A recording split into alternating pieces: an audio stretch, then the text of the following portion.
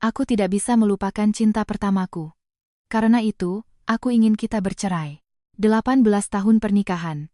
Di ruang keluarga yang seharusnya tenang pada hari libur, kata-kata tak percaya dari suamiku menggema, menghancurkan keheningan. Dalam situasi normal, mungkin seorang istri akan menjerit histeris dan menciptakan neraka di tempat itu. Namun, suasana saat itu terasa sangat aneh. Mata suamiku, Baskara, berbinar-binar seolah ia kembali ke masa remajanya. Ibu mertuaku yang duduk di sana bahkan tersenyum lebar dan bertepuk tangan. Namun, di tengah euforia mereka, pasangan ibu dan anak itu sama sekali tidak menyadari bahwa istri yang mereka anggap akan menyingkir dengan patuh, keesokan harinya akan muncul kembali di hadapan mereka sebagai sosok absolut yang akan menghancurkan hidup mereka dari akarnya. Namaku Maya Prameswari, 41 tahun. Aku hanya menatap wajah suamiku, Baskara Wibowo, 45 tahun, yang sedang berapi-api di depanku. Aku duduk bersandar di sofa, diam tak bergerak. Ayolah, Maya. Kamu pasti mengerti, kan? Ada wanita yang benar-benar tidak bisa kulupakan. Saat aku bertemu lagi dengannya di reuni SMA tempo hari, rasanya seperti disambar petir. Aku langsung sadar. Dialah takdirku yang sesungguhnya. Baskara terus berbicara dengan ekspresi mabuk kepayang, seolah-olah ia adalah tokoh utama dalam sebuah sinetron cinta. Di atas meja, selembar surat gugatan cerai yang telah ia tanda tangani dan bubuhi meterai tergeletak dengan angkuhnya. Seharusnya memang gadis itu yang menjadi menantuku. Seru ibu mertuaku dengan suara melengking, menimpali ucapan Baskara sambil mencondongkan tubuhnya ke depan.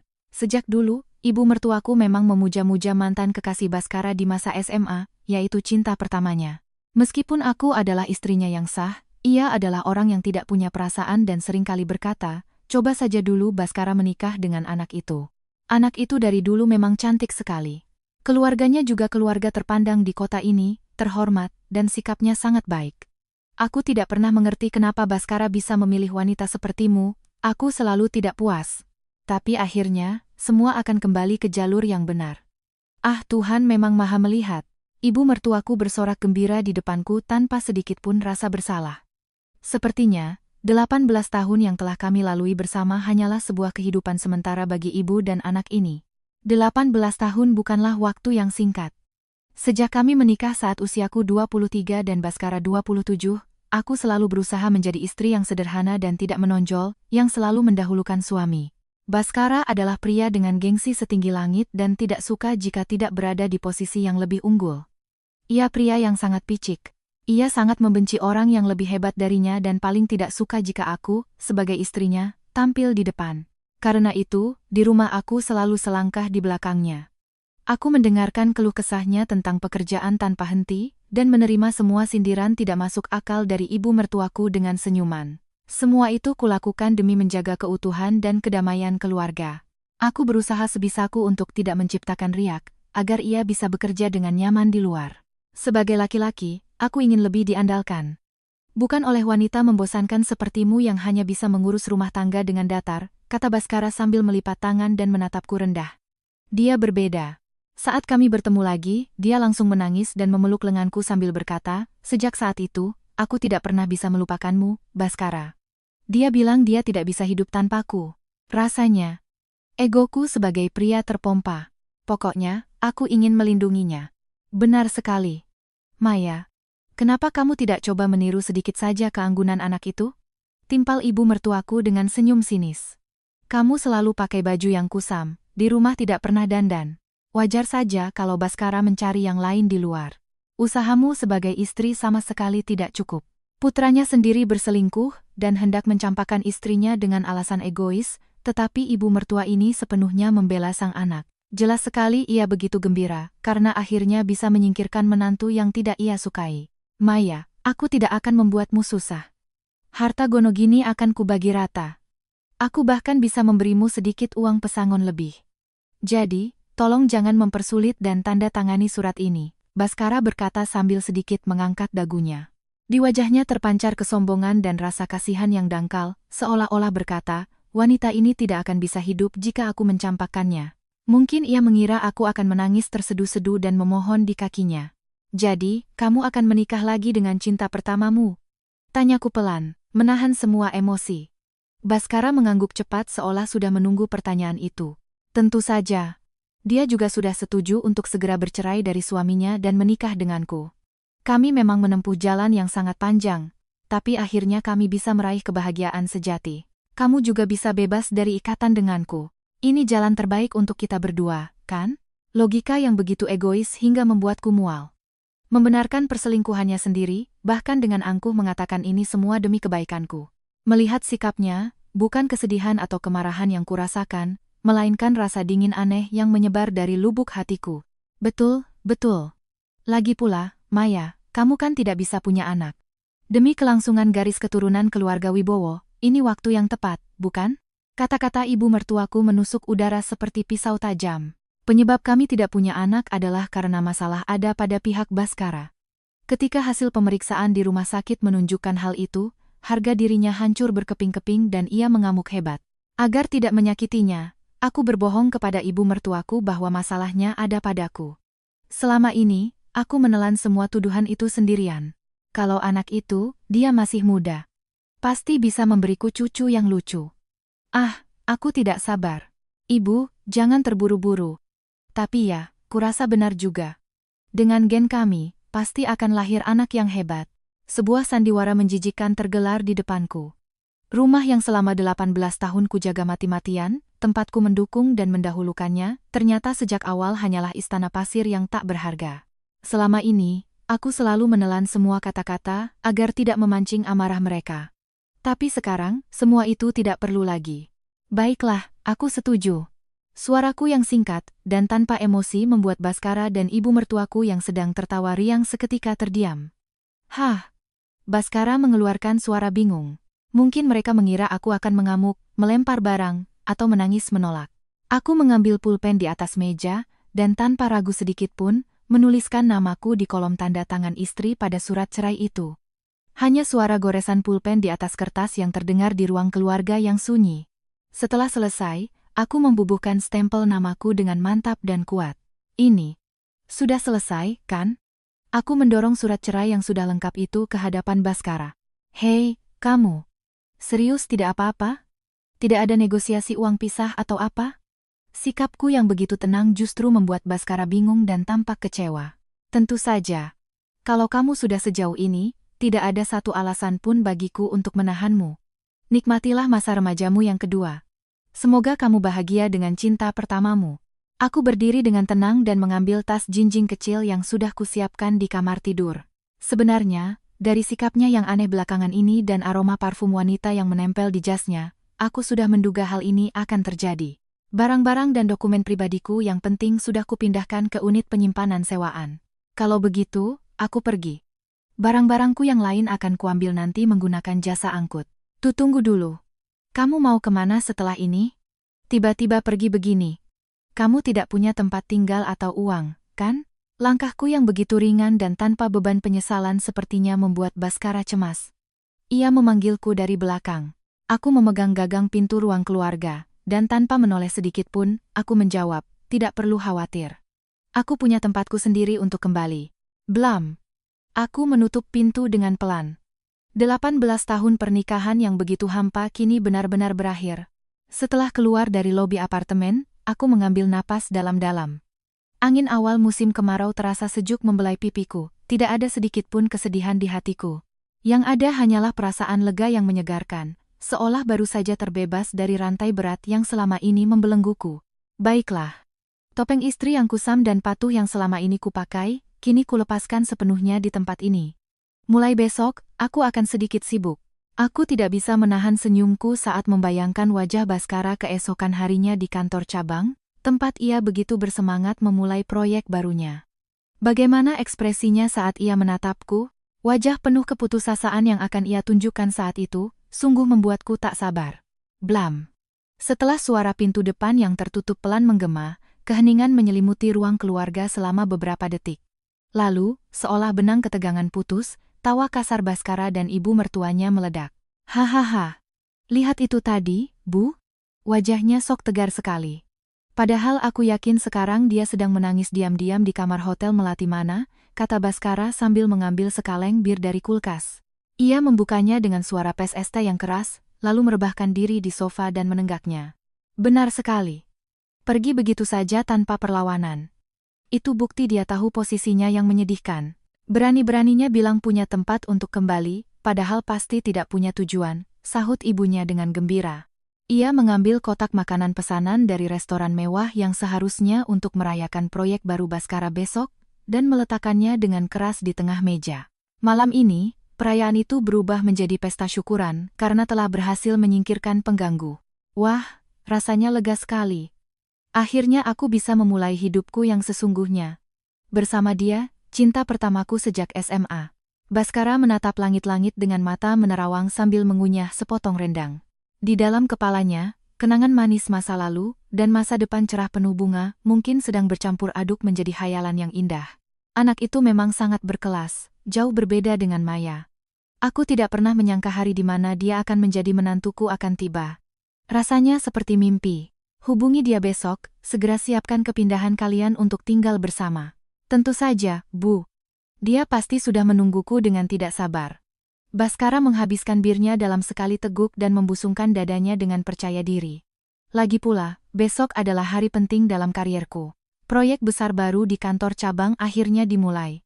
Kalau proyek ini sukses besar, namaku pasti akan diakui di kantor pusat. Cepat atau lambat, aku pasti akan kembali ke jajaran eksekutif. Itu baru anakku. Mendapatkan istri yang luar biasa dan karier yang meroket. Sempurna. Ibunya bertepuk tangan gembira, dan Bhaskara tertawa dengan angkuh. Namun, Bhaskara telah melakukan kesalahan fatal. Ia dipindahkan ke kantor cabang bukan karena prestasi, melainkan karena kinerjanya di kantor pusat yang buruk. Itu adalah bentuk pengasingan terselubung. Tetapi, dengan egonya yang setinggi langit, ia menafsirkannya sebagai sebuah promosi dan kepercayaan untuk memimpin proyek baru. Malam itu, mereka berdua tenggelam dalam harapan tak berdasar dan cemoohan terhadap mantan istri. Sementara itu, di sisi lain kota, Maya turun dari taksi di area parkir bawah tanah sebuah apartemen menara mewah yang menjulang di jantung kota. Ia melewati lobi dengan keamanan otomatis, lalu menggunakan kartu akses khusus untuk naik lift menuju lantai atas. Sebuah unit di dekat puncak menara. Inilah rumah sesungguhnya yang telah Maya beli diam-diam dengan penghasilannya sendiri. Sangat jauh berbeda dengan kontrakan tua dan sempit tempat ia tinggal bersama Bhaskara. Ia membuka pintu yang kokoh dan melangkah masuk ke foyer berlantai marmer yang luas. Pencahayaan tidak langsung menerangi interior yang elegan. Dari ruang tamu yang luas, pemandangan malam Jakarta yang gemerlap terhampar indah.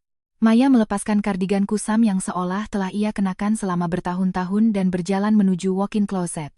Di dalamnya, berjejer rapi setelan jas dari merek-merek ternama, gaun-gaun elegan, dan sepatu berdesain modern yang tidak pernah bisa ia bawa ke rumah lamanya. Maya berdiri di depan cermin, perlahan menghapus riasannya, lalu merias kembali wajahnya menjadi dirinya yang asli. Dengan punggung yang tegak dan ekspresi yang tegas, tidak ada lagi bayangan istri kusam dan penakut di dalam cermin itu. Saat itu, ponsel di meja sampingnya berdering dengan nada yang elegan. Di layar tertera, HRD Pusat, Pak Hartono. Halo, dengan Maya. Selamat malam, Bu Maya. Mohon maaf mengganggu selarut ini. Saya Hartono dari HRD Pusat, ingin melakukan konfirmasi akhir terkait kunjungan ke kantor cabang besok. Suara bawahannya yang terdengar tegang terdengar dari seberang. Ya, semua materi sudah saya periksa di tablet. Besok pukul 10 pagi, saya akan tiba di kantor cabang sesuai jadwal. Baik, Bu. Lalu mengenai prosedur pengalihan wewenang personalia seluruh perusahaan yang Ibu instruksikan tempo hari, semuanya telah selesai diproses.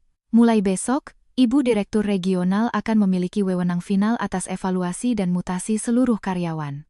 Kerja bagus. Besok, aku akan mengamati situasi di lapangan dengan saksama. Maya menuangkan anggur merah ke dalam gelas dan berdiri di dekat jendela. Sambil menatap lautan cahaya di bawahnya, ia merenungkan 18 tahun terakhir dalam diam. Di awal pernikahan, Bhaskara pernah berkata, laki-laki itu makhluk yang ingin selalu berada di atas wanita. Kamu tidak perlu punya karier yang lebih baik dariku. Cukup jaga rumah tetap bersih dan dukung aku, itu sudah cukup. Mengikuti kata-kata itu, Maya menyembunyikan kariernya rapat-rapat. Kenyataannya, sejak pertama kali bekerja, ia adalah seorang eksekutif elit yang terus-menerus berhasil menangani proyek-proyek internasional berkat kemampuan bahasa dan negosiasinya yang luar biasa. Ia meniti karier dengan kecepatan yang tak tertandingi di divisi inti kantor pusat. Namun, hanya demi tidak melukai harga diri suaminya, Di rumah ia terus berpura-pura menjadi staf administrasi biasa. Ia memalsukan slip gajinya, tidak pernah memberitahu suaminya saat menerima bonus, dan mengelola semua penghasilannya di rekening terpisah. Saat ibu mertuanya menyindirnya dengan gaji kecil, ia hanya tersenyum. Saat Baskara berkata, "Kamu bisa makan karena uangku," ia selalu menunduk dan berkata, "Terima kasih." Ia percaya bahwa itu adalah tugas seorang istri demi menjaga keutuhan rumah tangga. Ia berpikir, jika dengan dirinya mundur selangkah bisa membuat suaminya percaya diri dan hidup bahagia, maka itu sudah cukup. Tapi, semua kepedulian sia-sia itu tidak perlu lagi, ya. Maya menyesap anggurnya dan tersenyum dingin. Mulai besok, giliran pihak yang didukung yang akan merasakan kenyataan pahit. Kantor cabang yang akan ia kunjungi besok, secara kebetulan, adalah tempat di mana Baskara dengan semangat akan memulai proyek barunya. Dan Maya datang bukan sekadar untuk inspeksi. Mulai besok, ia akan turun tangan sebagai direktur regional baru yang memegang kendali penuh atas personalia kantor cabang tersebut. Kebangkitan masa remaja, katamu? Silakan saja. Maya meletakkan gelasnya di meja dan memilih setelan jas biru dongker yang sangat berkelas dan berwibawa dari lemarinya untuk dikenakan besok. Akan kutunjukkan padamu bahwa kenyataan di dunia kerja tidak semanis itu. Di mata Maya yang menatap pemandangan malam, tidak ada lagi bayangan istri yang lemah. Yang ada hanyalah sorot mata tajam seorang eksekutif puncak yang dingin. Keesokan paginya, di bawah langit biru yang cerah, Baskara mengenakan setelan jas mahal yang baru dan berjalan dengan angkuh menuju gedung kantor cabang. Langkahnya terasa sangat ringan, dan senyum puas terukir di bibirnya. Ia menempelkan ponsel ke telinga, berbicara dengan suara yang dibuat-buat mesra. "Halo, Shinta. Ini aku. Maaf ya semalam menelepon larut." "Iya, benar. Akhirnya aku sudah menceraikan istriku yang kusam dan membosankan itu." Lawan bicaranya adalah Shinta, wanita cinta pertamanya yang ia yakini sebagai takdirnya. "Wah, benarkah, Mas Bas? Kamu hebat sekali." Aku jadi terharu. Suara Shinta yang sengaja ditinggikan terdengar di telinganya. Wajah Baskara melunak karena tersanjung. "Tentu saja ini semua demi kamu. Mencampakkan wanita seperti dia adalah keputusan yang tepat. Aku butuh wanita sejati yang glamor sepertimu, yang bisa membuatku merasa menjadi laki-laki. Aku senang sekali. Menjadi istri Mas Bas rasanya seperti mimpi. Tapi, untuk perceraianku dengan suamiku sekarang, tolong tunggu sebentar lagi, ya. Aku ingin memastikan aku mendapatkan harta gonogini dan uang pisah yang setimpal."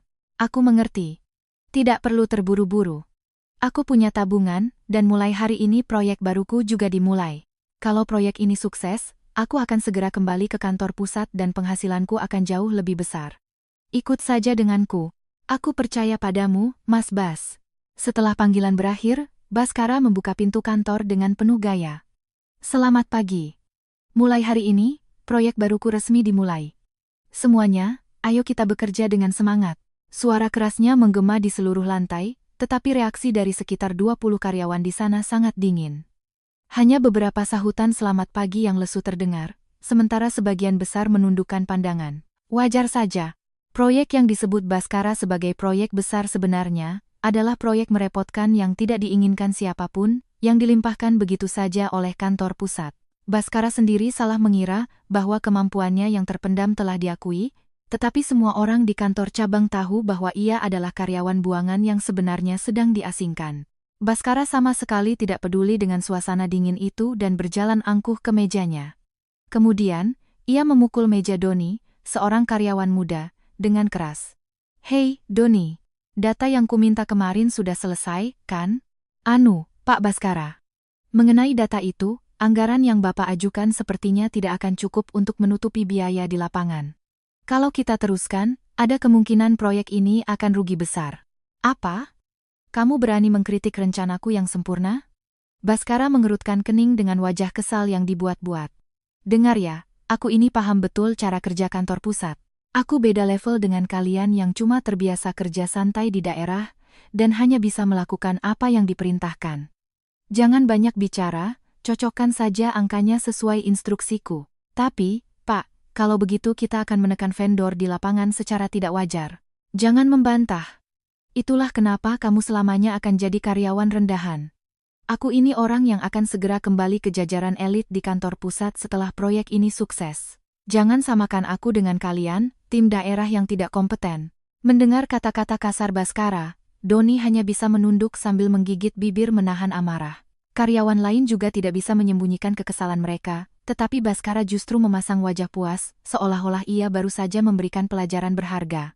Baginya, ia selalu benar secara absolut, dan dengan merendahkan orang lain, ia bisa menjaga gengsinya yang rapuh. Sikap tiran yang selama ini ia tunjukkan pada istrinya, Maya, kini ia lampiaskan sepenuhnya di tempat kerja. Saat itulah, pintu masuk terbuka dengan keras.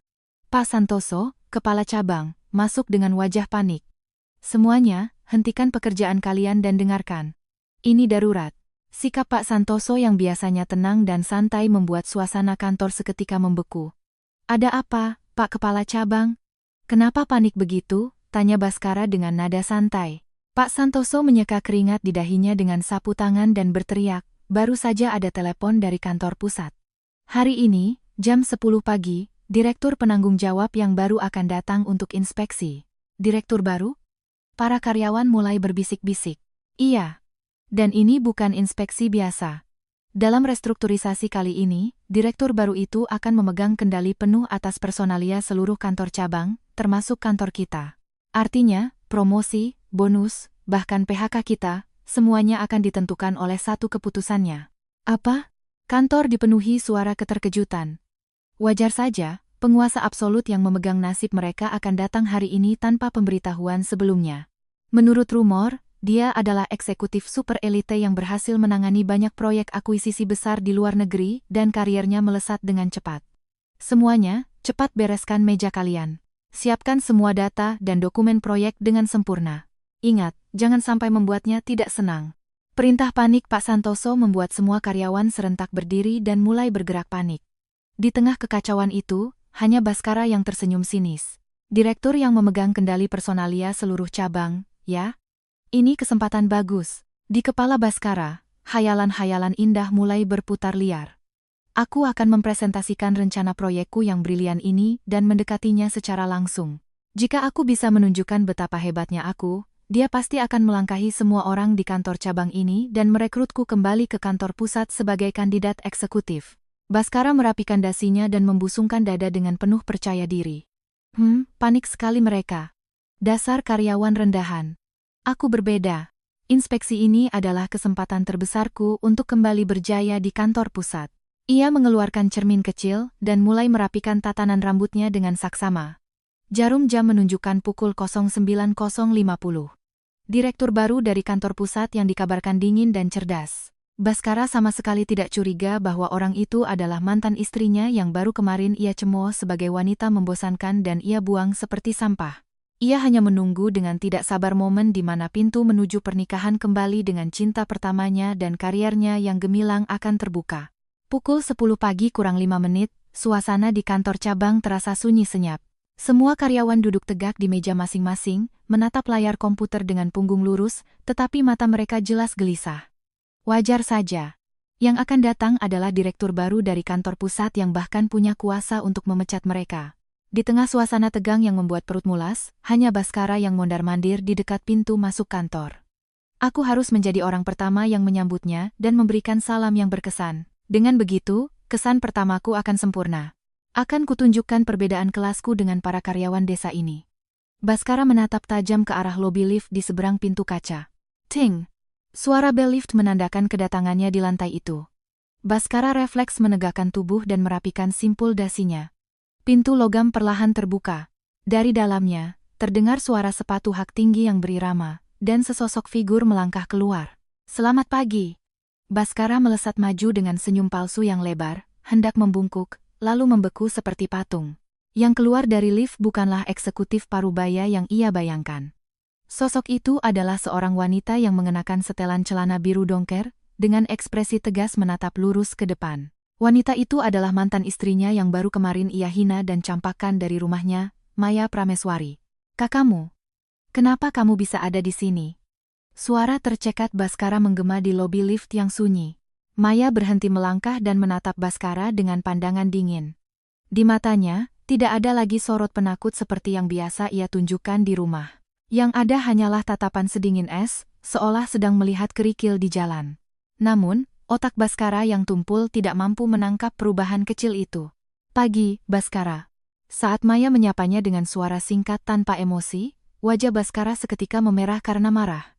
Ia melirik ke sekeliling, lalu mengulurkan tangan untuk mencengkeram lengan Maya dengan kasar. Namun, Maya dengan mudah menghindarinya dengan sedikit menggeser tubuhnya. Tolong jangan sentuh aku sembarangan. Bajuku bisa kusut. Persetan dengan bajumu. Memangnya kenapa kalau kusut? Cuma setelan murah dari toko obral, kan? Lagi pula, kenapa kamu tahu kantorku? Apa kamu menguntitku? Mendengar suara keras Baskara, para karyawan di dalam kantor mulai berkumpul di dekat pintu masuk. Pak Santoso juga berlari kecil dengan cemas.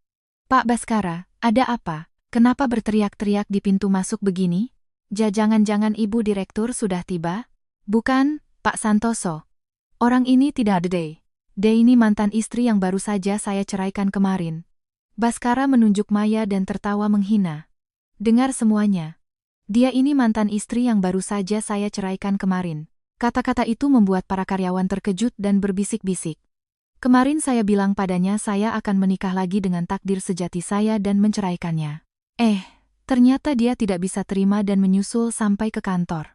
Benar-benar wanita yang menyedihkan dan tidak tahu malu. Baskara membusungkan dada, seolah-olah memamerkan betapa menariknya dirinya. Maya tidak membantah, hanya menatap wajah Baskara dalam diam. Sikap diamnya itu diartikan oleh Baskara sebagai bukti bahwa Maya tidak bisa berkata-kata karena tertangkap basah. Hei, Maya. Waktu kamu pergi dari rumah, kamu sok tegar bilang punya tempat untuk kembali, kan? Tapi ujung-ujungnya kamu tidak punya tujuan dan uang, jadi kamu datang memohon padaku, kan? Sengaja pakai setelan murahan begitu untuk mencari simpati dari rekan-rekan kerjaku, ya?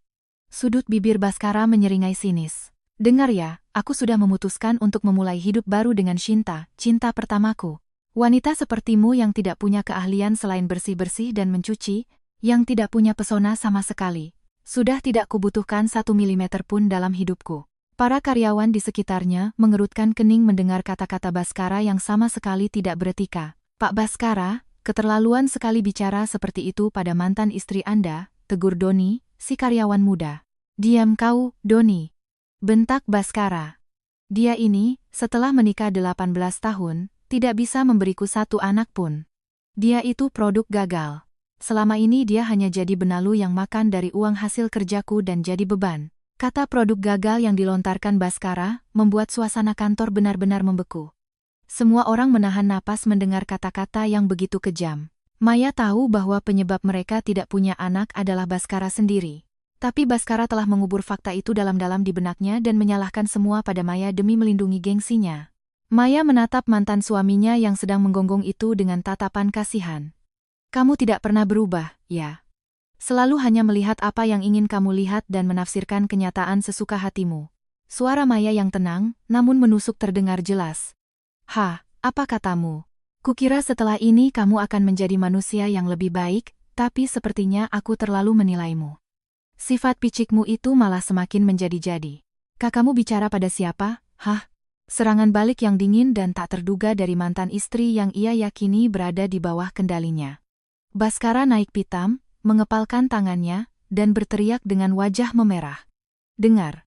Aku ini orang yang akan segera dinilai oleh direktur baru dari kantor pusat berkat proyek sempurnaku ini, dan akan segera kembali ke jajaran elite. Kamu, wanita rendahan, tidak pantas bicara seenaknya padaku. Baskara melirik jam tangannya dan semakin meninggikan suaranya. Sial. Sudah hampir jam 10. Hei kalian, direktur bisa tiba kapan saja. Tidak ada waktu meladeni penguntit ini. Baskara menoleh ke Pak Santoso dan membentaknya dengan arogan. Pak Kepala Cabang, usir wanita ini. Kalau direktur sampai melihat ada orang mencurigakan begini, citra kantor kita bisa rusak. Cepat panggil satpam dan seret dia keluar.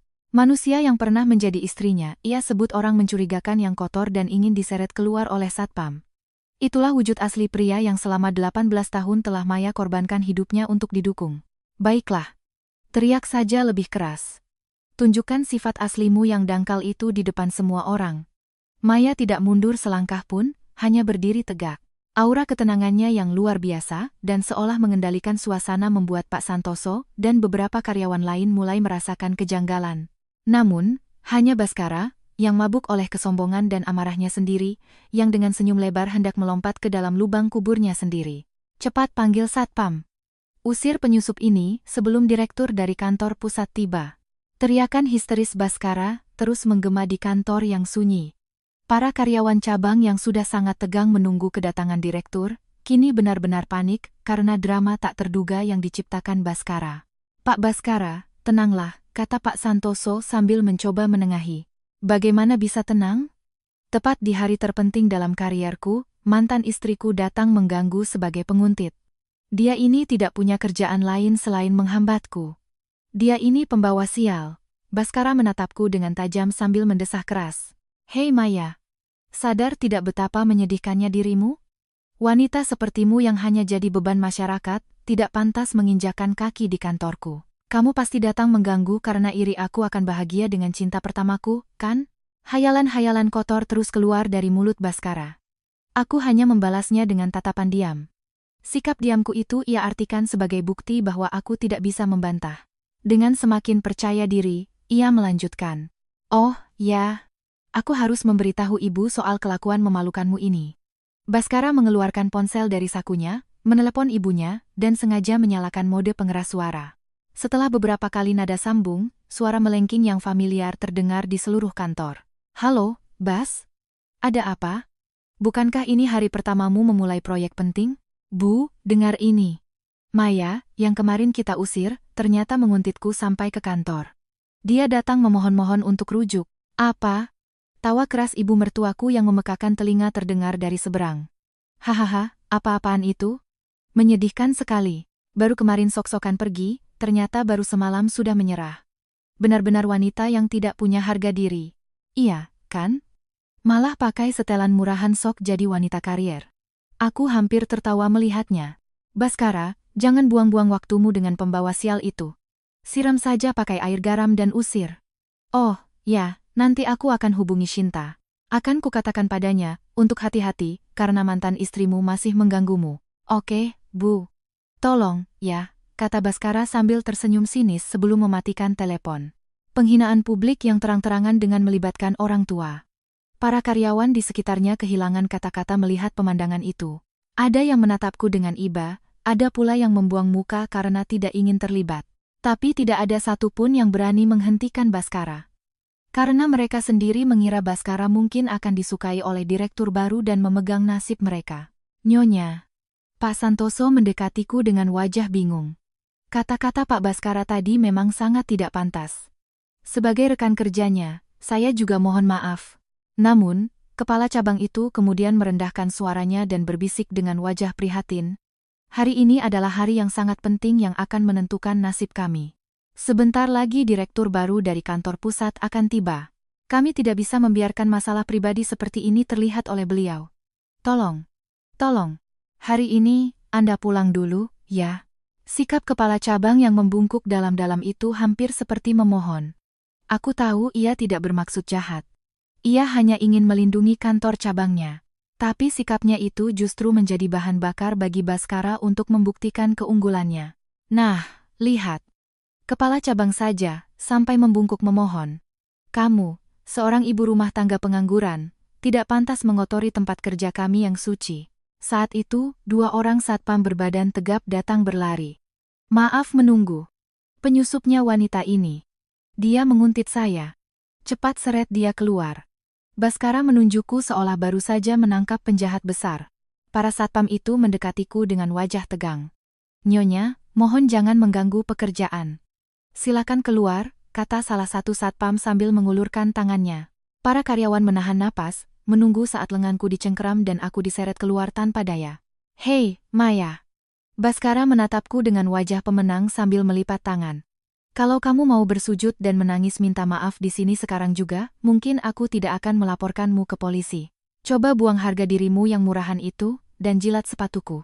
Wajah mantan suamiku yang sombong, bayangan ibu mertuaku yang tertawa, para karyawan yang bingung dan ingin menyingkirkanku, serta satpam yang hendak mengusirku dengan paksa. Secara objektif, aku benar-benar terkepung dan tidak punya jalan keluar. Semua orang pasti mengira aku akan menangis terseduh-seduh atau lari ketakutan. Bersujud, katamu? Bukan ketakutan atau kemarahan yang keluar dari mulutku, melainkan desahan dingin. Aku menepis tangan satpam dengan ringan dan perlahan menegakkan tubuh. Lalu, aku menatap lurus wajah mantan suamiku yang sedang menari seperti badut yang menyedihkan. Kalau kamu sudah berkata sejauh itu, tidak ada pilihan lain, ya? Aku perlahan memasukkan tangan ke saku dalam jaketku. Waktunya telah tiba untuk menunjukkan kebenaran yang selama 18 tahun ku sembunyikan di depan pria bodoh ini. Akhirnya sadar juga dengan posisimu yang menyedihkan. Sudah terlambat, sih? Melihatku merogoh saku, Baskara mengira aku sudah menyerah dan tertawa menghina. Sudah, jangan bersujud di sini. Hanya mengganggu pemandangan. Cepat pergi, dan jangan pernah tunjukkan wajah kusamu itu di hadapanku lagi. Mungkin ia mengira aku akan mengeluarkan sapu tangan dengan tangan gemetar, menyeka air mata, dan lari. Para karyawan juga menatapku dengan kasihan. Namun, yang kukeluarkan dari saku dalam bukanlah sapu tangan untuk menyeka air mata atau uang damai. Itu adalah sebuah kartu identitas perusahaan yang kokoh dengan kilau emas kusam. Aku mengalungkannya di leherku dengan gerakan yang tenang namun tegas. Apa-apa itu? Baskara mengerutkan kening.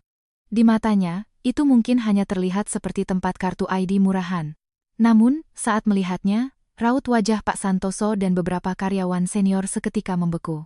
Tidak mungkin. Itu kan ID card emas yang hanya dimiliki oleh jajaran direksi ke atas. Suara gemetar seseorang memecah keheningan kantor. Baskara masih belum mengerti situasinya. Ia menatapku dan kepala cabang bergantian dengan wajah bingung. Ada apa, Pak Santoso? Kenapa kaget melihat kartu ID mainan begitu? Dia ini hanya ibu rumah tangga biasa. Pasti kartu palsu yang dia pungut di mana-mana. Diam kau, Baskara.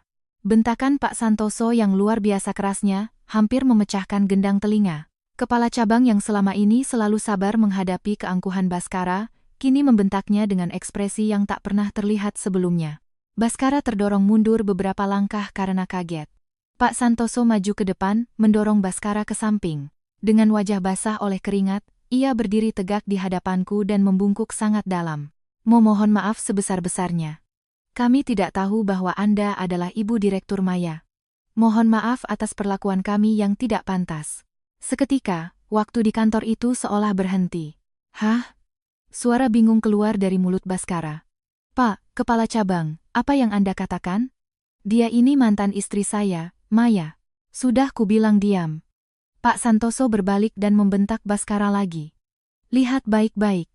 Kartu yang beliau kenakan adalah ID card khusus yang hanya diberikan kepada anggota inti di kantor pusat. Dan lihat wajahnya.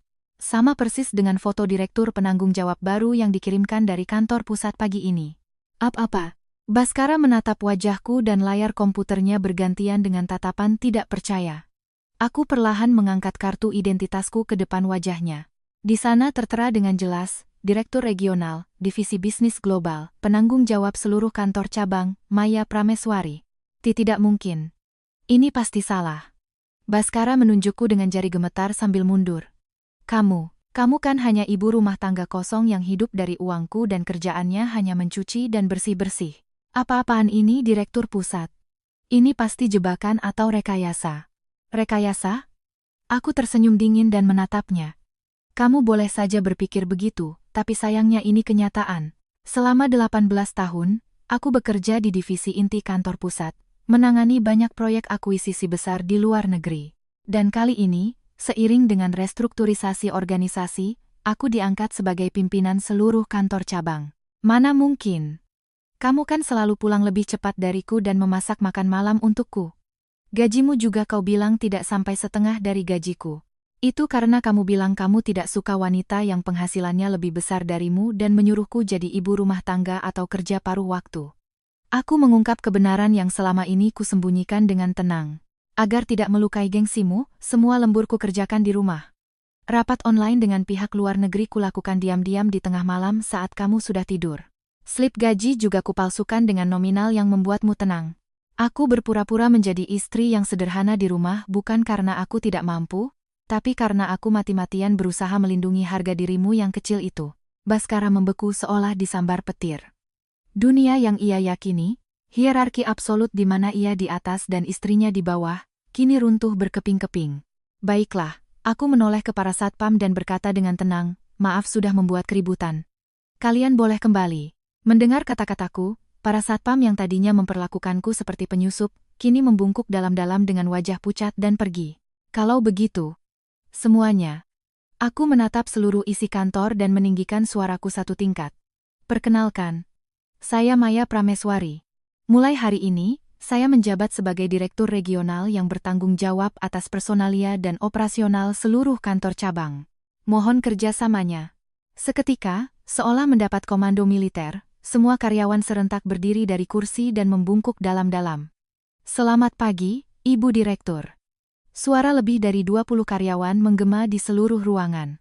Hanya satu orang, Baskara, yang berdiri terpaku seperti mayat hidup dengan wajah pucat pasi.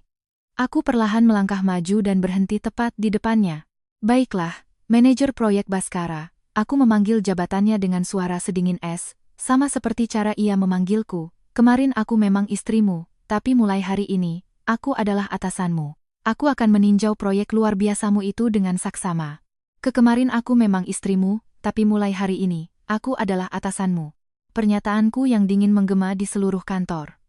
Wajah Baskara yang pucat pasi seketika berubah merah padam seperti kepiting rebus. Jangan bercanda. Keheningan yang mencekam pecah oleh teriakan Baskara yang seolah merobek tenggorokannya. Ini tidak sah. Direktur apaan? Kamu hanya memanfaatkan kekuasaan perusahaan untuk balas dendam padaku, karena aku mencampakkanmu. Pak Kepala Cabang, jangan tertipu. Dia ini hanya mantan istri yang gila. Baskara berusaha meraih dukungan Pak Santoso, tetapi Kepala Cabang itu mendorongnya dengan dingin seolah melihat sesuatu yang kotor. Pak Baskara, jaga sikap Anda. Ibu Direktur Maya datang ke sini dengan mandat penuh dari direksi. Hinaan lebih lanjut akan menjadi dasar tindakan disipliner. Tindakan disipliner? Ditolak mentah-mentah oleh Kepala Cabang yang selama ini ia pandang sebelah mata. Baskara melebarkan matanya tak percaya. Aku mengabaikan amarahnya yang memalukan dan berjalan ke meja Doni, karyawan muda yang tadi ia bentak. Kamu Doni, kan? Iya, saya Doni. Jawab Doni dengan tubuh tegap dan suara gemetar karena tegang. Tadi kamu menyuarakan kekhawatiran tentang rencana proyek Pak Baskara, ya? Coba tunjukkan dokumennya padaku. Baik. Ini. Bu. Anggaran dan rencana proyek baru yang dibuat secara paksa oleh Pak Baskara, yang memerintahkan kami untuk mencocokkan angka-angkanya. Aku menerima map tebal yang disodorkan Doni tanpa berkata-kata. Sementara seluruh kantor menahan napas, aku membolak-balik halaman dan membacanya sekilas. Selama 18 tahun, aku terbiasa membaca ratusan halaman kontrak berbahasa Inggris untuk proyek akuisisi yang rumit dalam sekejap. Menemukan kelemahan dalam rencana sekelas ini lebih mudah daripada membalikkan telapak tangan. Jadi, ini yang kamu sebut proyek sempurna, ya? Beberapa menit kemudian, aku menutup map itu dan berkata pada Baskara dengan dingin. Aku sampai tidak bisa berkata-kata. Rencana seceroboh ini, bahkan karyawan baru di kantor pusat pun tidak akan berani mengajukannya. Apa katamu? Kalian yang terbiasa kerja santai di daerah saja yang tidak mengerti. Itu model bisnis terbaru dari kantor pusat. Memaksa menekan harga penawaran vendor hingga di bawah setengah harga pasar itu, yang kamu sebut model bisnis terbaru? Sindiranku yang tajam membuat Baskara tercekat. Estimasi ini jelas-jelas melanggar undang-undang tentang kemitraan. Ini adalah rencana pemotongan biaya ilegal yang disusun dengan asumsi vendor akan merugi. Terlebih lagi, proyeksi penjualan hanya didasarkan pada harapan kosong, dinaikkan 300% dari tahun sebelumnya tanpa dasar. Jika rencana ini dijalankan, dalam 3 bulan kantor cabang ini akan menanggung kerugian besar dan menghadapi tuntutan hukum dari vendor. Itu kan bisa diatasi dengan kerja keras tim di lapangan. Itu baru kemampuan seorang pemimpin. Membebankan pekerjaan ilegal ke tim lapangan itu bukan kemampuan, tapi ketidakmampuan seorang pecundang yang tidak bertanggung jawab. Saat aku tanpa ampun membongkar fakta, mata para karyawan mulai menunjukkan rasa hormat padaku dan tatapan hina yang jelas pada Baskara. Benar apa yang dikatakan Ibu Direktur.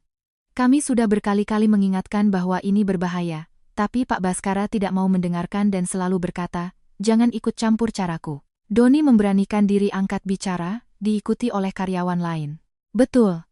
Sejak pertama kali datang, Pak Baskara selalu bersikap arogan dan membentak-bentak kami. Kesalahannya sendiri selalu dilimpahkan ke bawahan, tapi keberhasilannya ia laporkan ke rekan-rekannya di kantor pusat seolah-olah itu hasil kerjanya sendiri. Keluhan dan pengakuan atas perbuatan Baskara mengalir deras dari para karyawan. Bagi mereka yang selama ini menahan diri dari penindasan Bhaskara, momen di mana aku, sebagai penguasa absolut dari kantor pusat, membongkar ketidakmampuannya secara logis, adalah sebuah penyelamatan. Kalian berani mengkhianatiku? Tunggu saja sampai aku kembali ke jajaran elit di kantor pusat, akan kupecat kalian semua. Terpojok, Bhaskara hanya bisa mengancam tanpa dasar. Kembali ke jajaran elit di kantor pusat? Aku tertawa, campuran antara kasihan dan geli. Kamu benar-benar tidak mengerti kenapa kamu dipindahkan ke kantor cabang ini, ya? Tentu saja karena kemampuanku yang terpendam diakui, dan aku dipercaya memimpin proyek baru. Orang-orang di kantor pusat menjulukimu divisi rugi berjalan. Saat aku menyampaikan kebenaran yang kejam, wajah Bhaskara pucat pasi. Klien yang kamu tangani di kantor pusat, dalam 6 bulan terakhir 3 di antaranya memutuskan kontrak, kan? Alasannya semua karena sikapmu yang arogan dan responsmu yang lambat. Pernahkah kamu membayangkan berapa banyak orang di kantor pusat yang harus membungkuk meminta maaf untuk membereskan kekacauanmu? Bohong. Aku ini hebat. Semua orang mengandalkanku. Tidak ada yang mengandalkanmu. Mereka hanya memperlakukanmu seperti barang pecah belah karena tidak ingin melukai gengsimu. Pemindahan ke kantor cabang ini bukan promosi. Itu hanya cara elegan untuk menyingkirkanmu yang sudah tidak berguna di kantor pusat. Istilahnya, buang sial. Tidak. Aku punya koneksi di kantor pusat. Aku akan telepon manajerku sekarang juga dan melaporkan kelakuanmu. Panik, Bhaskara mengeluarkan ponsel dengan tangan gemetar dan menelepon manajernya di kantor pusat. Nada sambung terdengar dari mode pengeras suara. Akhirnya, suara acuh tak acuh terdengar. Halo, Departemen Penjualan. Papa Angga, ini saya, Bhaskara. Tolong dengarkan. Ada wanita bernama Maya Prameswari datang ke kantor kami mengaku sebagai direktur dan hendak menghancurkan proyek saya. Hei, kau! Beraninya bicara seperti itu pada Ibu Direktur Maya. Suara Pak Angga dari seberang telepon sedingin es. Hah? Bukan Pak. Dia itu mantan istri saya, hanya seorang. Dasar bodoh. Pengeras suara ponsel hampir pecah karena bentakan keras. Ibu Direktur Maya adalah orang yang memimpin bisnis internasional perusahaan kita sendirian. Beliau bisa dibilang tangan kanan Pak Dirut, orang sepertimu yang hanya pengisi kursi kosong tidak pantas menyebut namanya sembarangan. Cepat bersujud dan minta maaf di sana. Kalau kau terus mencemarkan nama baik perusahaan, akan kupecat kau saat ini juga. Bip. Tut. Tut.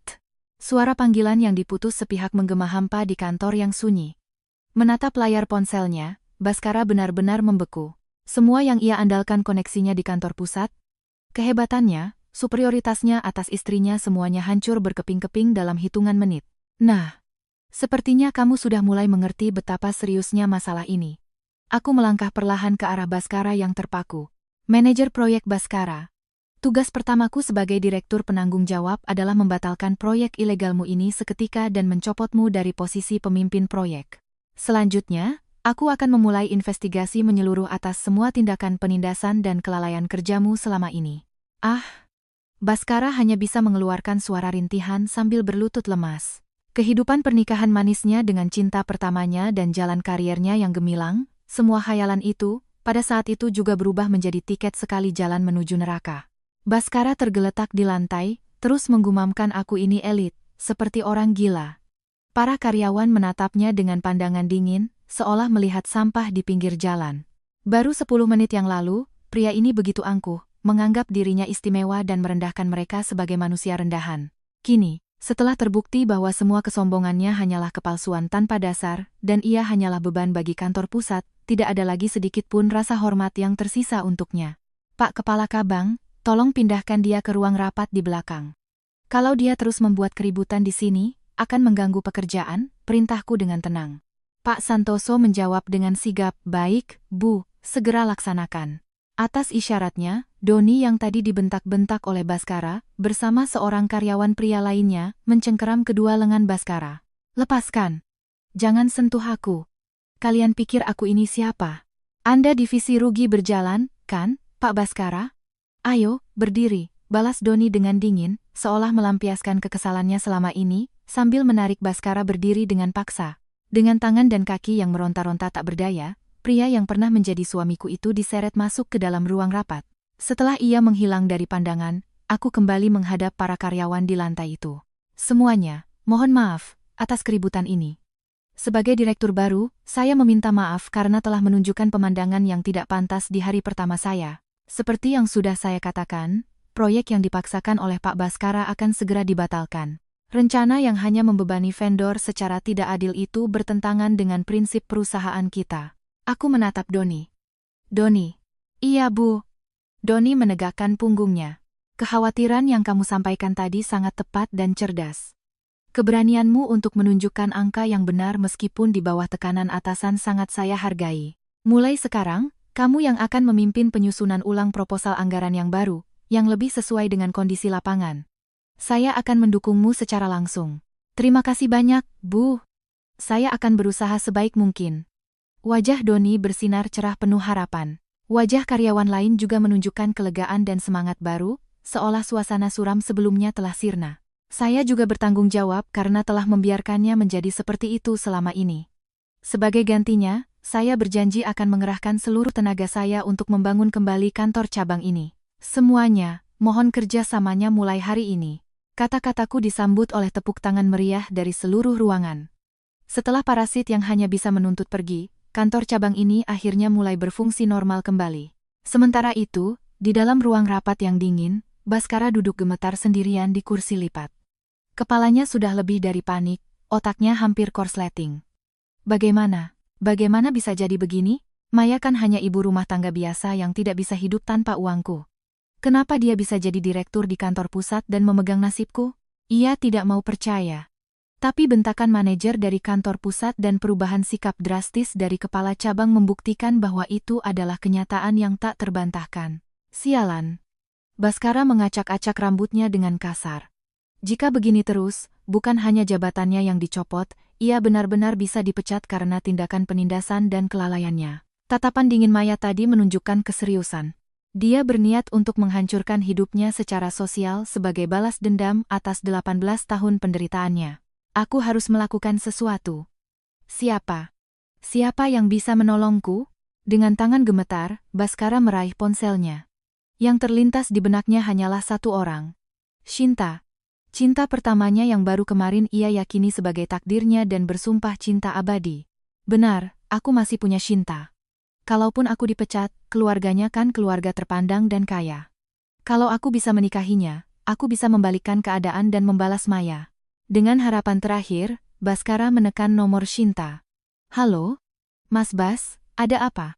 Kok telepon di jam kerja? Suara manja dari seberang membuat Baskara hampir menangis. Shinta, tolong aku. Gawat sekali. Hah? Ada apa? Kenapa suaramu panik begitu? Maya. Mantan istriku itu. Ternyata dia petinggi di kantor pusat. Dia baru saja datang ke kantorku sebagai pimpinan baru. Kalau begini terus, aku bisa dipecat karena balas dendamnya. Setelah Baskara menjelaskan dengan cepat, Shinta terdiam selama beberapa detik. Apa maksudmu? Bukankah istrimu itu ibu rumah tangga biasa yang tidak punya keahlian apa-apa? Aku juga berpikir begitu selama ini. Dia menipuku. Shinta, bagaimana ini? Kalau aku dipecat, aku hanya punya kamu. Aku ingin menikah denganmu dan bekerja di perusahaan keluargamu, bisa? Baskara memohon dengan putus asa. Namun, suara Shinta berikutnya berubah drastis dari nada manja menjadi sangat dingin dan kesal. Tunggu sebentar. Dipecat itu artinya, gajimu yang besar itu akan hilang, kan? Iya, mungkin begitu. Tapi aku punya kemampuan. Di perusahaan keluargamu, aku pasti bisa. Jangan bercanda. Bentak Shinta, memotong ucapan Baskara. Keluargaku sudah beberapa tahun ini kesulitan keuangan, sekarang gali lubang tutup lubang. Aku hanya berpikir untuk pindah ke kamu. Yang kelihatannya elit kantor pusat dan bergaji tinggi karena suamiku sekarang pelit dan miskin. Mana mungkin aku mau menampung laki-laki pengangguran? Apa-apa. Baskara merasa jantungnya diremas oleh tangan dingin. Shinta. Apa maksudmu? Kamu bilang kamu tidak bisa melupakanku. Kita ini terikat takdir, kan? Hahaha, kamu percaya begitu saja? Dulu aku memang suka padamu. Tapi di reuni, melihatmu pakai jas mahal dan pamer, aku hanya berpikir, wah, orang ini lebih kaya dari suamiku, pasti bisa membuatku hidup mewah. Itu saja. Tanpa rasa bersalah, Shinta mengakui semuanya. Tidak mungkin. Bohong. Makanya aku bilang padamu, untuk memeras habis-habisan harta Gonogini dan uang pisah dari mantan istrimu. Tapi kalau ternyata dia atasanmu, jangankan dapat uang, kamu malah bisa dituntut sampai bangkrut, kan? Ah, sial. Buang-buang waktu saja. Tunggu, Shinta.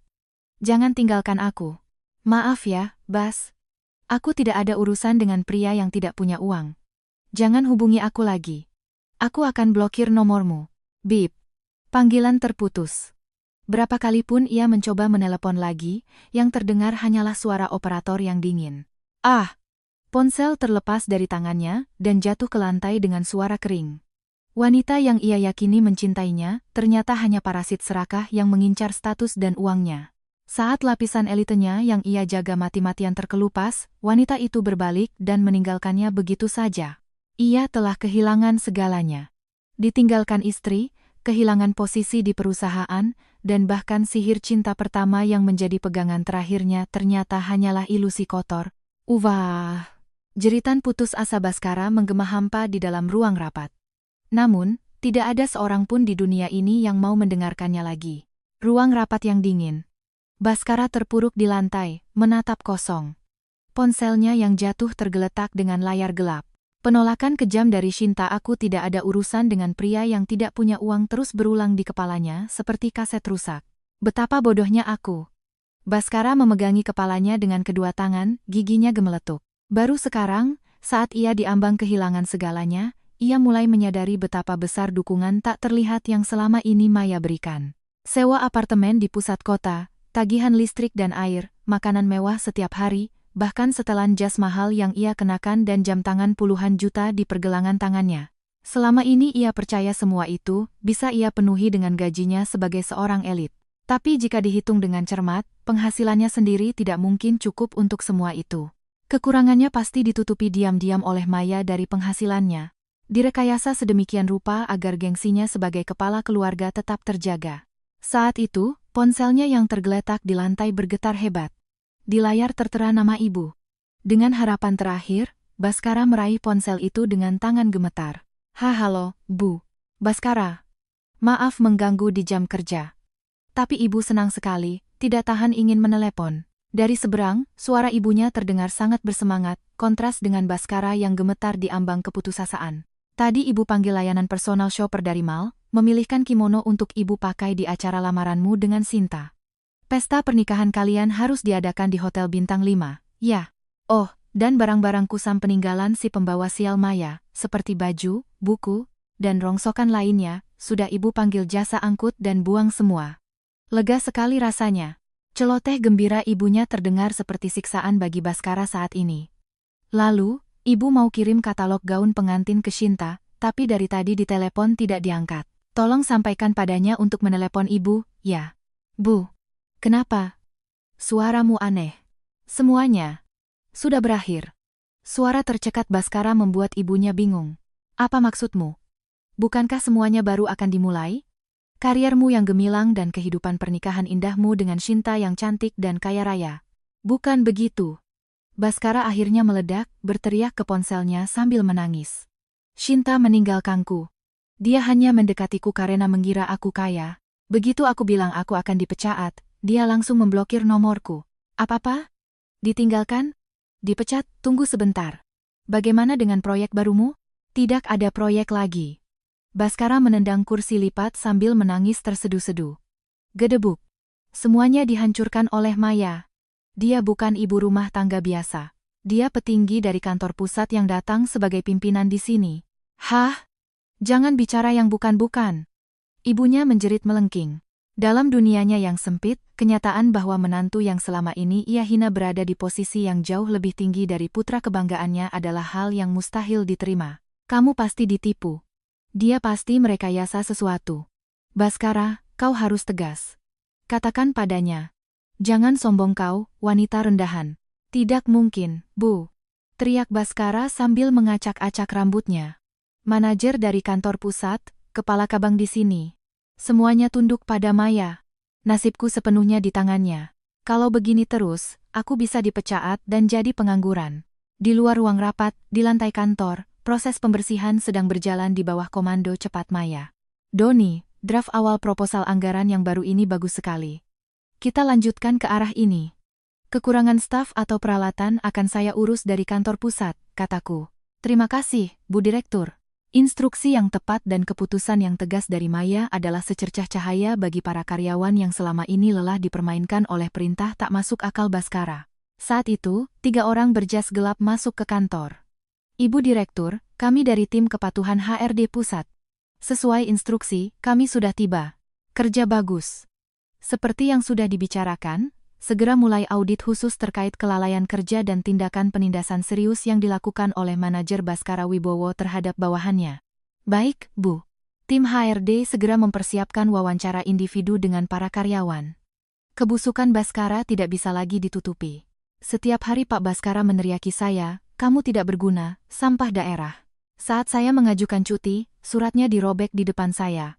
Saya pernah dipaksa menulis surat pernyataan atas kesalahan yang sebenarnya dia lakukan. Saya masih menyimpan bukti emailnya. Kesaksian dan bukti yang muncul semuanya tak terbantahkan, membuktikan betapa egois dan arogannya Bhaskara. Dari balik dinding tipis ruang rapat, suara dingin tim kepatuhan dan suara para karyawan yang melaporkan kejahatan Bhaskara terdengar jelas di telinga Bhaskara. Ah! Tali yang menjerat lehernya semakin kencang. Di telepon, ibunya masih mengoceh tidak jelas, pasti ada yang salah. Aku akan datang ke kantor pusat dan bicara langsung dengan direktur utama. Tapi Bhaskara sudah tidak punya tenaga untuk menjawab. Ia hanya mematikan panggilan dan meringkuk kembali di lantai. Habislah hidupku. Habis.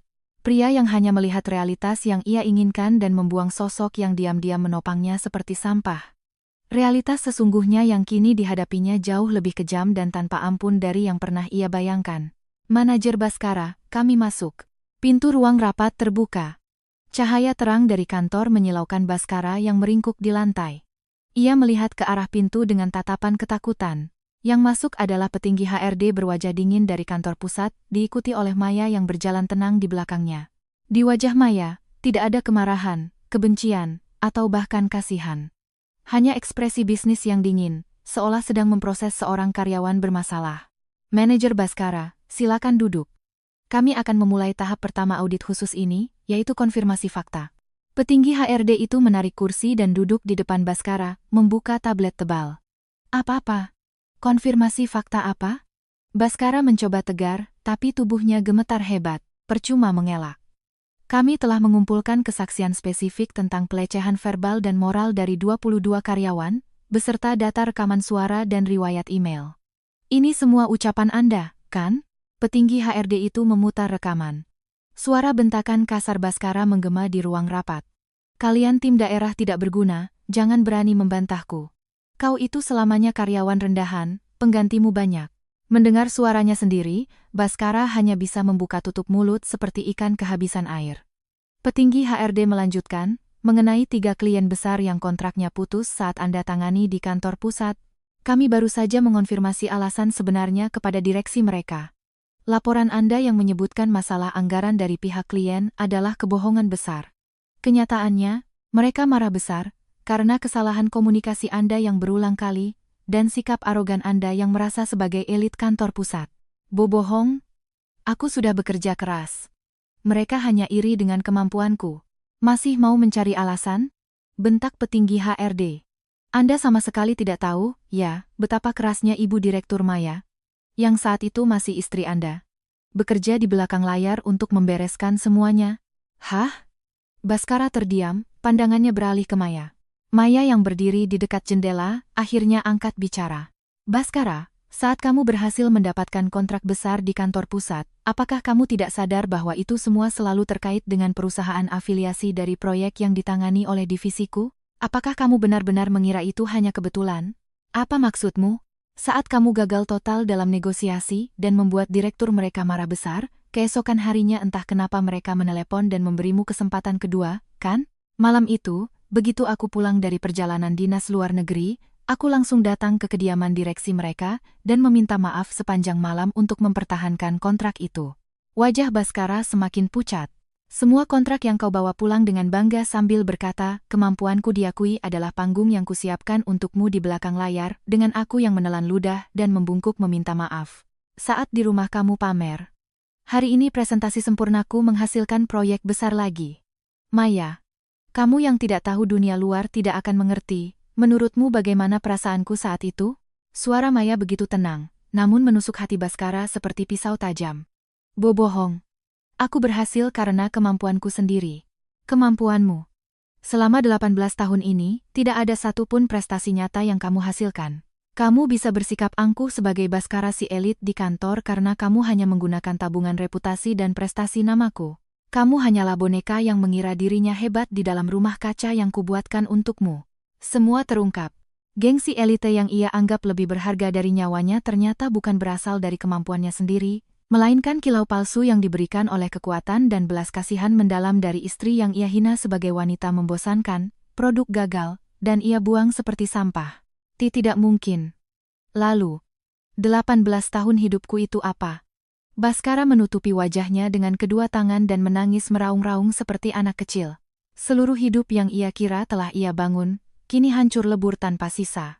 18 tahun hidupmu hanyalah waktu kosong di mana kamu terus bergantung pada kebaikanku. Maya menatap mantan suaminya yang menangis, lalu menoleh ke petinggi HRD. Lanjutkan sesuai prosedur. Begitu laporan investigasi selesai, Dewan Direksi akan memutuskan sanksi disiplinernya. Baik, Ibu Direktur. Maya tidak menoleh sedikitpun dan meninggalkan ruang rapat.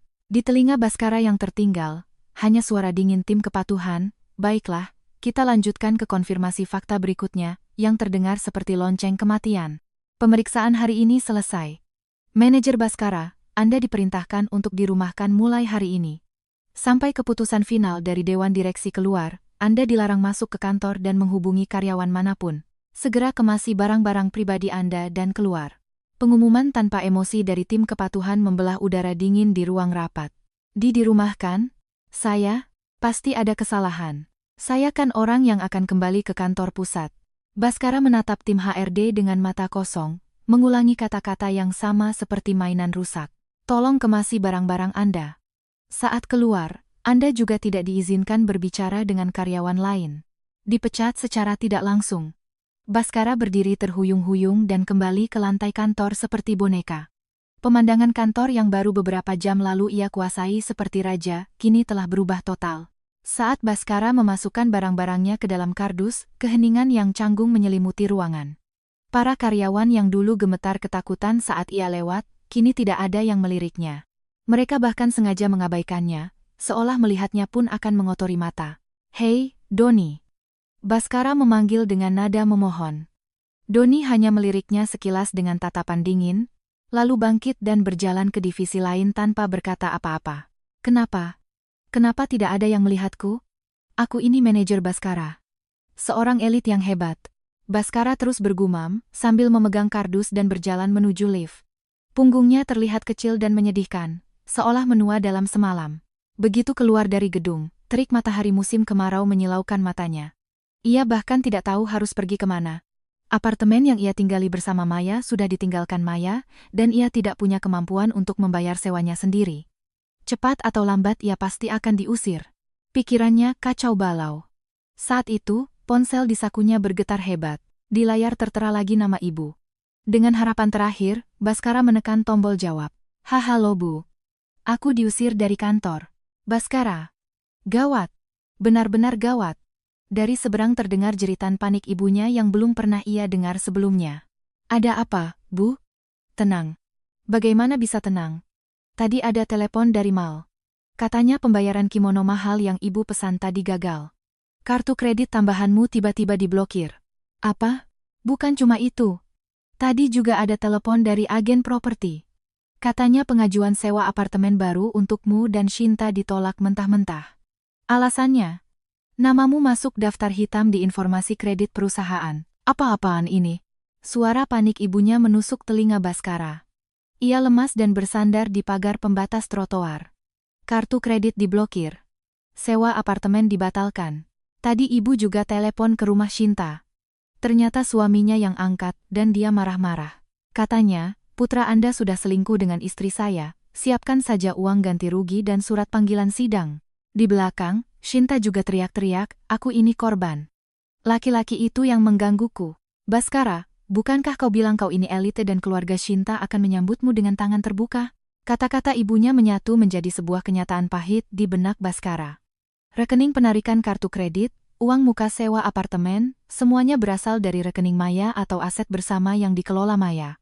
Uang yang ia kira hasil jerih payahnya sendiri ternyata hanyalah uang saku yang diberikan Maya untuk menjaga gengsinya. Begitu surat cerai ditandatangani, semua dana itu dibekukan. Dan setelah fakta penindasan dan penyalahgunaannya di kantor terungkap, reputasi sosialnya hancur dalam sekejap. Hahaha. Tawa kering seperti mesin rusak keluar dari mulut Baskara. Baskara, kenapa kau tertawa? Jangan menakut-nakuti ibu. Lakukan sesuatu. Bagaimana dengan masa depan kita yang cerah? Masa depan itu tidak pernah ada, Bu. Baskara menatap langit biru dengan mata kering. 18 tahun yang kita anggap kehidupan sementara. Ternyata itulah segalanya bagi kita. Mayalah yang selama ini menghidupi kita. Apa maksudmu? Apa yang bisa dilakukan wanita kusam seperti dia? Baskara, sadarlah. Kau itu putra kebanggaanku yang hebat. Aku tidak hebat. Aku hanya boneka Maya. Baskara berteriak di tengah keramaian, lalu membanting ponselnya ke tanah. Layarnya retak parah, dan suara melengking ibunya masih terdengar sayup-sayup. Ia berjalan tanpa tujuan. Kemarin, ia adalah seorang pria sukses yang akan menikah lagi dengan cinta pertamanya yang cantik dan karirnya meroket. Hari ini, dalam sekejap, ia kehilangan pekerjaan, uang, rumah, kekasih, dan seluruh status sosialnya, terjerumus menjadi seorang pengangguran parubaya, yang menyedihkan di ambang kehancuran. Kenapa? Di mana aku salah? Di tengah lumpur kebingungan dan keputusasaan, Baskara hanya bisa terus bergumam sambil menghilang di telan keramaian. Pikirannya kini diselimuti kegelapan total. Setelah diperintahkan untuk dirumahkan dan berjalan tanpa tujuan, ponsel Baskara kembali berdering. Kali ini dari Pak Santoso, Kepala Cabang. Dengan harapan terakhir, ia menjawab, "Pak, Kepala Cabang, ini saya, Baskara. Maaf tadi saya. Perintah dirumahkan itu pasti salah, kan? Tolong bicarakan dengan petinggi di kantor pusat, agar sanksi saya dicabut." "Pak Baskara, jangan keras kepala. Anda mendapat panggilan darurat dari Divisi Hukum HRD Pusat. Segera kembali ke ruang rapat khusus di kantor cabang. Ada fakta terbesar dan terpenting dalam hidup Anda yang akan kami sampaikan. Jika Anda menolak, saat itu juga Anda akan di-PHK dengan tidak hormat." Fakta terbesar? Kepala Baskara serasa dihantam palu. Fakta apa? Jangan-jangan Maya menyesal menceraikanku dan mau menawarkan syarat rujuk? Bagaimanapun, kami sudah 18 tahun bersama. Pasti masih ada sedikit perasaan. Dengan pikiran positif yang dipaksakan, Baskara kembali ke kantor cabang. Di ruang rapat, Maya duduk dengan anggun di tengah meja, di sampingnya seorang pria berwajah tajam yang merupakan pengacara kepala perusahaan. Lama sekali, manajer Baskara, duduk. Atas perintah dingin Maya, Baskara duduk dengan gemetar. "Pak Baskara, kami akan menyampaikan pemberitahuan final mengenai pembagian harta Gonogini, uang ganti rugi, dan kompensasi kerugian perusahaan," kata pengacara itu sambil meletakkan setumpuk dokumen tebal di depan Baskara. "Harta Gonogini? Tentu saja harta yang kami kumpulkan selama 18 tahun harus dibagi dua. Itu hak saya," teriak Baskara. "Setidaknya ia harus mendapatkan uang. Itu prinsipnya, jika pasangan sama-sama berkontribusi. Kami sudah memeriksa riwayat rekening yang selama 18 tahun Anda kira sebagai gaji Anda," kata pengacara itu sambil menunjukkan sebuah grafik. "Penghasilan real Anda selama ini jauh di bawah rata-rata, sekitar 70 juta rupiah per tahun. Sementara itu, penghasilan Ibu Direktur Maya, termasuk insentif dari proyek luar negeri, mencapai sekitar 500 juta rupiah per tahun. Mobil mewah, uang muka apartemen, tagihan kartu kredit yang besar. Semua itu, 100% dibayar dari rekening pribadi Ibu Direktur Maya. Anda hanya parasit yang hidup dari kekayaan istri Anda." Tidak. Terlebih lagi, kami punya bukti lengkap bahwa Anda berselingkuh dengan Nona Shinta dan telah menghina Ibu Direktur Maya secara tidak pantas. Sebagai pihak yang bersalah, Anda tidak berhak menuntut harta Gonogini. Justru sebaliknya. Pengacara itu menyodorkan surat tagihan. Uang ganti rugi atas perselingkuhan sebesar 500 juta rupiah. Kompensasi kerugian perusahaan akibat kelalaian dan penindasan sebesar 500 juta rupiah. Total, Anda harus membayar 1 miliar rupiah. 1 miliar? Jangan bercanda. Mana mungkin aku punya uang sebanyak itu? Aku tidak akan bayar sepeser pun. Lagi pula, dia itu wanita cacat yang tidak bisa punya anak, kenapa aku harus membayarnya? Saat itu, pintu ruang rapat terbuka dengan kasar. Ibu Baskara muncul dengan napas tersengal-sengal, datang jauh-jauh dari rumahnya. Maya, beraninya kau? Putraku tidak bisa punya anak karena kau mandul. Karena itu dia mencari wanita lain. Kau yang bersalah, teriaknya. Namun, wajah Maya tetap tenang. Ia mengeluarkan selembar dokumen tua dari mapnya. Ibu dan Baskara, ini alasan terbesar kenapa aku memanggil kalian ke sini. Lihat ini. Maya menyodorkan laporan hasil pemeriksaan kesuburan dari sebuah rumah sakit universitas ternama, tanggalnya 12 tahun yang lalu. Apa ini? Ibu mertuaku mengambilnya. Saat membaca isinya, wajahnya pucat pasi. Tidak. Bohong. Ini pasti rekayasa. Tangannya gemetar. Baskara merebut kertas itu. Di sana, tertulis dengan jelas diagnosis medis, Baskara Wibowo. Azoospermia berat. Kemungkinan kehamilan alami adalah 0%. Ah! Suara serak keluar dari tenggorokan Baskara. Penyebab kita tidak punya anak bukan aku, tapi kamu, Baskara, kata Maya dengan dingin. 12 tahun lalu, saat kita menerima hasil ini, kamu menangis dan memohon padaku, tolong jangan beritahu ibu. Harga diriku sebagai laki-laki akan hancur. Jangan bilang kamu lupa. Ah! Baskara memegangi kepalanya dan terpuruk di lantai. Ia tidak benar-benar lupa. Ia hanya mengubur fakta itu dalam-dalam dan terus berbohong pada dirinya sendiri bahwa Mayalah penyebabnya. Dan aku, demi melindungi gengsimu yang kecil itu, selama 18 tahun terus-menerus dihina sebagai produk gagal dan wanita mandul oleh ibumu. Kamu bilang mau punya anak dari Shinta? Jangan bercanda. Dunia di mana kamu bisa punya anak tidak pernah ada. Bohong, teriak ibu mertuaku. Putraku yang sempurna tidak mungkin begitu. Ini pasti palsu. Keturunan keluarga Wibowo. Cucu dari Shinta. Aku tidak akan pernah menerimanya. Ini dokumen resmi dari rumah sakit universitas. Tidak mungkin dipalsukan. Dengan ini, penghinaan dan pelecehan moral yang kalian lakukan terhadap Ibu Direktur Maya akan dianggap semakin berat di mata hukum, tambah pengacara itu dengan dingin. Senjata yang selama 18 tahun mereka gunakan untuk menyiksa Maya ketidakmampuan memiliki anak ternyata adalah bumerang paling mematikan yang kini menggorok leher mereka sendiri. Di hadapan kebenaran yang mutlak, pasangan ibu dan anak yang sombong itu hanya bisa gemetar di dasar neraka. Di dalam ruang rapat khusus, hanya isak tangis ibu mertuaku yang seperti binatang terluka yang terdengar. Bohong, ini bohong. Aku tidak akan mengakuinya. Putraku, Baskara, pewaris keluarga Wibowo, tidak mungkin tidak bisa punya anak. Ini pasti konspirasi. Jebakan wanita ini. Harga diri dan kebanggaan ibu mertuaku, yang selama ini dibangun di atas fondasi putra kebanggaannya, kini hancur berkeping-keping oleh selembar laporan medis. Sementara itu, Baskara tergeletak di bawah kursi, wajahnya kosong, menatap langit-langit. Aku. Azoospermia. Kemungkinan hamil alami 0. Otaknya menolak untuk memproses makna kata-kata itu. Tapi ingatan 12 tahun lalu kembali mengalir deras. Benar, saat itu di koridor rumah sakit yang putih, ia putus asa dan memohon pada Maya untuk merahasiakannya dari ibunya. Ibu, sikap Anda memalukan, kataku dengan suara dingin dari sofa. Aku bertahan dengan semua perlakuan tidak masuk akal kalian bukan karena aku mencintai Baskara atau takut pada ibu, tapi karena ada sedikit rasa kasihan pada kalian, sepasang ibu dan anak yang rapuh dan ketakutan akan ketidakmampuan diri sendiri. Tapi semua itu lenyap saat kalian menyebut 18 tahun hidupku sebagai kehidupan sementara dan membuangnya seperti sampah. Maya. Baskara tiba-tiba merangkak di lantai, mendekati kakiku. Wajahnya basah oleh air mata dan ingus, gengsinya telah lenyap. Maya, tolong, aku yang salah. Aku bodoh, Shinta.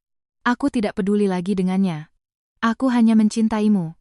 Tolong, batalkan perceraian ini. Kita sudah 18 tahun bersama, kau pasti kesepian tanpaku, kan? Melihat sikapnya yang begitu hina, aku merasa mual. Mencintaiku? Kamu tidak mencintaiku. Kamu hanya mencintai kehidupan mewah yang kuberikan dan status palsu Baskara si elit untuk menutupi ketidakmampuanmu. Baru bicara cinta setelah ditolak Shinta, dan sadar tidak bisa hidup dengan gajimu sendiri? Betapa tidak bergunanya dirimu. Aku menendang tangannya yang hendak menyentuhku. Akan kukembalikan kata-katamu kemarin. Pria sepertimu tidak kubutuhkan 1 milimeter pun dalam hidupku. Bagiku, 18 tahun bersamamu itulah kehidupan sementara yang menghabiskan energiku sia-sia. Mulai hari ini, barulah kehidupan sejatiku dimulai. Tidak. Jangan sekejam itu. Saat Baskara menangis terseduh-seduh di lantai, pengacara di sebelahku mengetuk-netuk dokumen di tangannya. Pak Baskara, hentikan drama ini. Seperti yang sudah disampaikan, Anda memiliki kewajiban membayar total 1 miliar rupiah. Mengenai apartemen yang Anda tempati, penarikan otomatis biaya sewa dari rekening Ibu Direktur Maya telah dihentikan total mulai hari ini. Apa? Baskara mengangkat wajahnya yang basah. Lalu, sewa bulan depan bagaimana? Tentu saja Anda bayar dari rekening pribadi Anda. Jika tidak bisa, Anda akan diusir paksa. Sewa apartemen itu 35 juta rupiah per bulan. Dengan penghasilan Anda, mustahil Anda bisa mempertahankannya sendiri. Pernyataan pengacara itu berarti fondasi kehidupan Baskara telah lenyap. Aku akan kehilangan rumah dan diusir dengan utang 1 miliar? Bukan hanya itu, pengacara itu menyodorkan dokumen lain. Kartu kredit tambahan dan kontrak sewa mobil atas nama Ibu Direktur Maya juga sudah dibatalkan. Mulai besok, Anda tidak bisa lagi naik mobil mewah atau membeli barang-barang mahal dengan kartu. Anda akan kehilangan segalanya dan terdampar di jalanan. Saat itu, pintu kembali terbuka. Manajer HRD masuk dengan wajah tegas, memegang selembar surat keputusan. Manajer Baskara Wibowo, saya akan menyampaikan hasil rapat Dewan Direksi Darurat. Atas tindakan penindasan berulang terhadap bawahan, kelalaian kerja, dan tindakan pengkhianatan serius terhadap klien, perusahaan memutuskan untuk melakukan pemutusan hubungan kerja, PHK, dengan tidak hormat terhadap Anda, berlaku mulai hari ini. PPHK. Dengan tidak hormat. Pukulan telak terakhir menghantam Baskara. Tunggu. Uang pesangon. Dengan pesangon, aku bisa membayar utang. Tidak ada pesangon sepeser pun bagi yang di PHK karena pelanggaran berat, kata manajer HRD dengan tatapan jijik. Terlebih lagi, fakta pelanggaran dan sanksi Anda akan disebarkan di kalangan industri. Anda 100% tidak akan bisa bekerja lagi di bidang yang sama. Mulai hari ini, Anda telah kehilangan status sosial, harta benda, tempat tinggal, dan karier masa depan Anda. Semuanya. Wahaha. Baskara memegangi kepalanya dan berguling-guling di lantai sambil menjerit seperti binatang. Di sebelahnya, ibunya bergumam, putraku, jadi pengangguran. Seperti penjahat.